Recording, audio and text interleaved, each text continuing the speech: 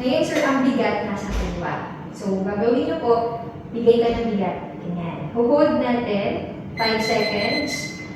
Hold lang. Then, pag tumunog, balik ka, sir, sa starting position. Yan. Okay? Move mo ulit. May masakit po sa tuhod pag binibigyan siya ng bigat. Kasi, sir, ang tuhod, weight-bearing joint yan eh. Meron pong pain. Wala. Move ulit, sir.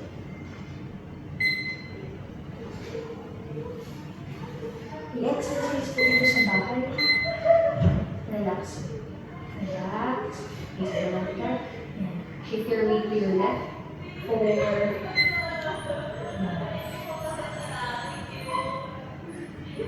Relax. Relax. Shift your weight to your left side. Simple lang yan, sir, pero yan dyan talaga nagsisimula. Relax. 6.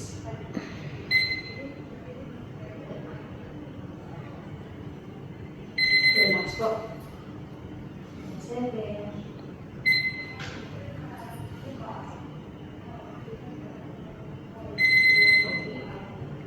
8.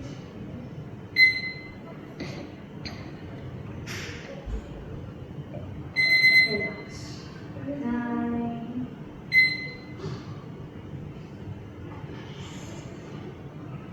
Relax. 10.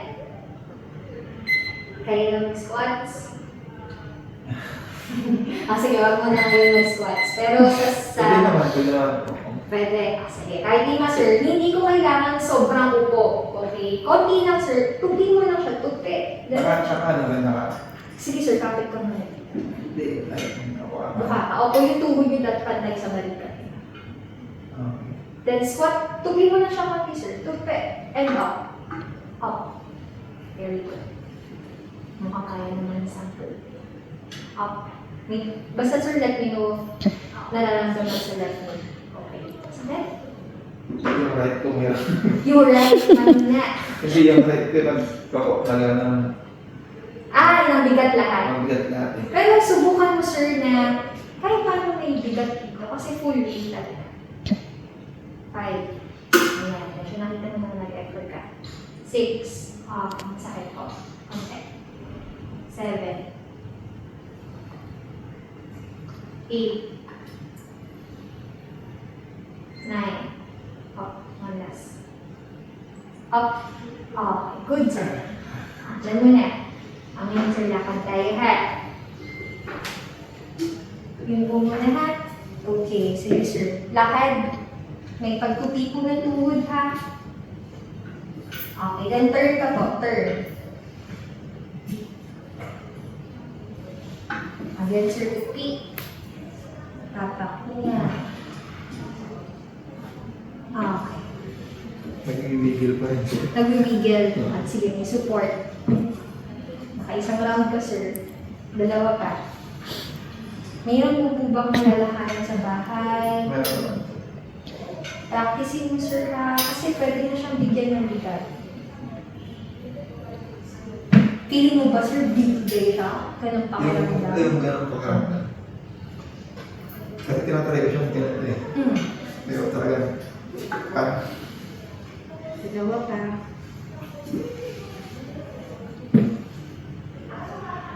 Sa bahay mamaya, sir, pwede ka pa mag-podcast.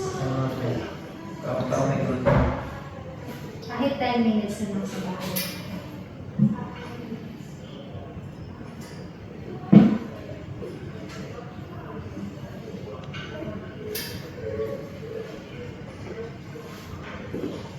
Saka, last na, then we're done.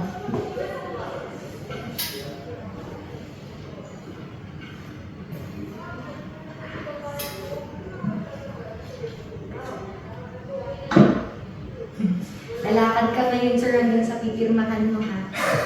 Kaya, Ito? sige, tungkol. Kapag ganyan mo na tungkol.